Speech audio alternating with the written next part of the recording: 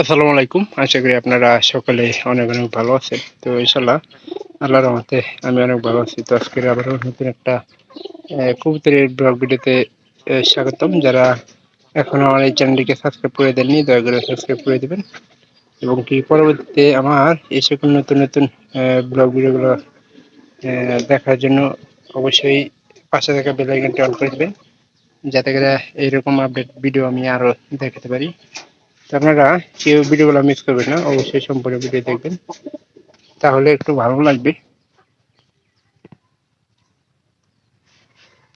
তো এখানে দেখছিলাম যে দুইটা বাচ্চা ফুটছে এই জোড়া কবুতরের, কিন্তু আমার ঠিক মতো দেখা নাই যে এটা দুইটা বাচ্চার মধ্যে কি একটা ছোট বা একটা বড় হবো।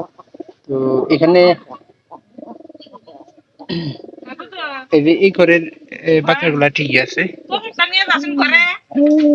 মানে ছোট বড় মিলাই হয়েছে সবগুলা। আর এই ঘরের ওই একই, মানে একটা বড় হয়েছে একটা ছোট হয়েছে এরকম হয়, কিন্তু খাবারটা যদি ঠিক মতো না খিলায় তাহলে সেক্ষেত্রে কিন্তু ছোট বড় হওয়ার সম্ভাবনাটা সবচেয়ে বেশি থাকে। অগেন্দর হারাবা কথা কিনা আমার শুনবার মধ্যে না।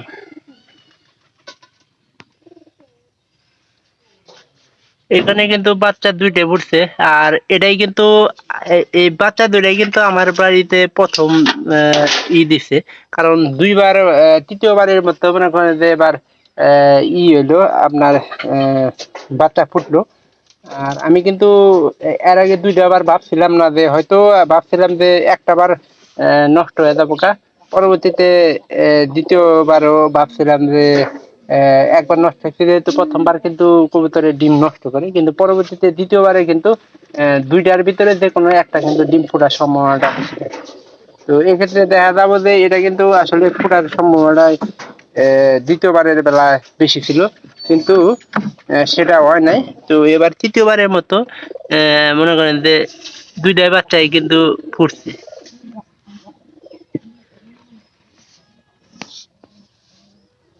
তো এই পায়রা পায়রা পায়রা কবুতরের কিন্তু আপনার একটা জিনিস লক্ষ্য করবেন যে কালারটা কিন্তু অসম্ভব সুন্দর লাগে আমার কাছে। পায়রিও আছে, পায়রি কিন্তু একটু অমদিত আছে এবং কি পায়রাও অমদিত আছে, দুইটাই ফুটছে।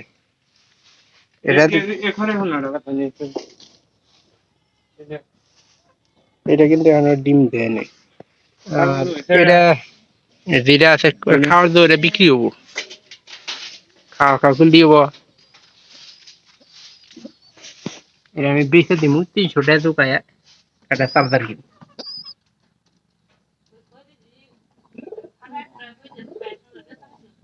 তো এটা বিক্রি করে ওইটা আমার ফোনের চার্জারে একটু সমস্যা হয়েছে, ওইটা মানে 300 টাকা লাগবে ওইটা ক্রয় করতে। তো এটা আমি চেষ্টা করবো যে যত তাড়াতাড়ি সম্ভব ওইটা ক্রয় করার।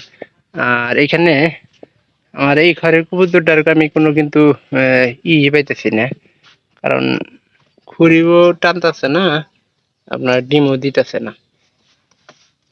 তো এগুলার খড়গুলো আমি যত দ্রুত তাড়াতাড়ি সম্ভব যে পরিষ্কার করে দিই। আবার এই যে এই ঘরেও কিন্তু ওই একই সমস্যা দেখা দিচ্ছে, এরকম কিন্তু হয় না।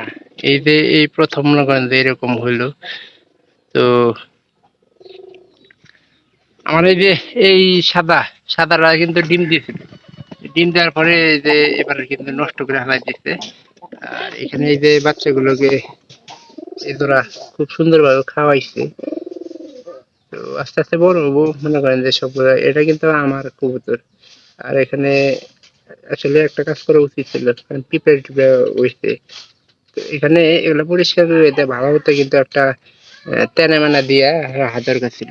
এই যে আর এটা দেখেন যে বন্ধ থেকে যে খায় আইলো, এটা কিন্তু দেখলেই বোঝা যাবো, কারণ এক ঠোঁট দেখলে আপনারা বুঝতে পারবেন যে বন্ধে খাবার গেছিল।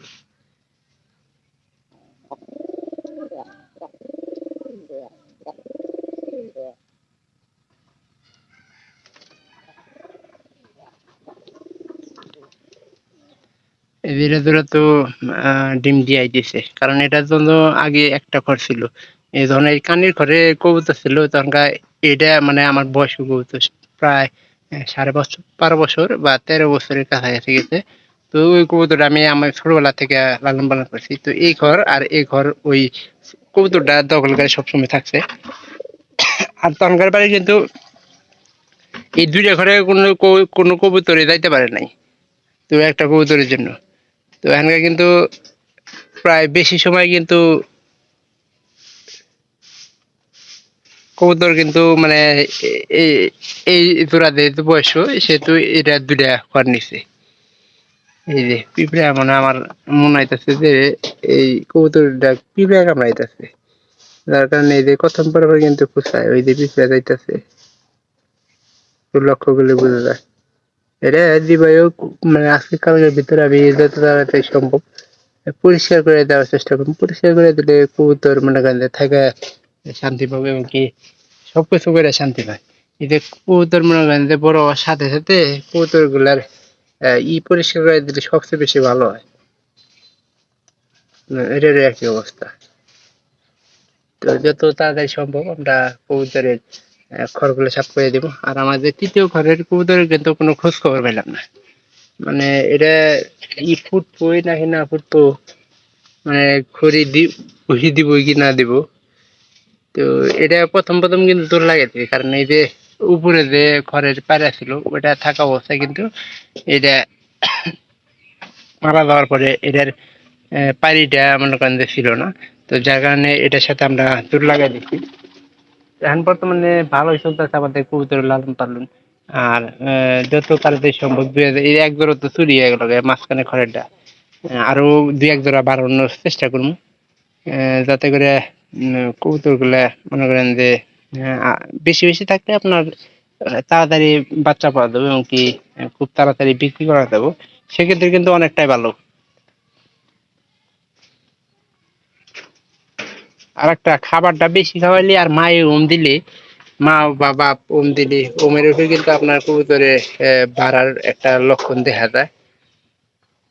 দেখেন এখানে পিঁপড়ে, অনেকগুলো পিঁপড়ে চলছে। এগুলা পিঁপড়ে আসলে গুঁড়া সাবান দিয়ে মনে করেন যে খড়টা পরিষ্কার গুঁড়া সাবান দিয়ে একবার ধুয়ে দেয়, তাহলে কিন্তু একটা পিঁপড়ে থাকবে না, সবগুলো কিন্তু পিঁপড়ে মারা যাবো গা।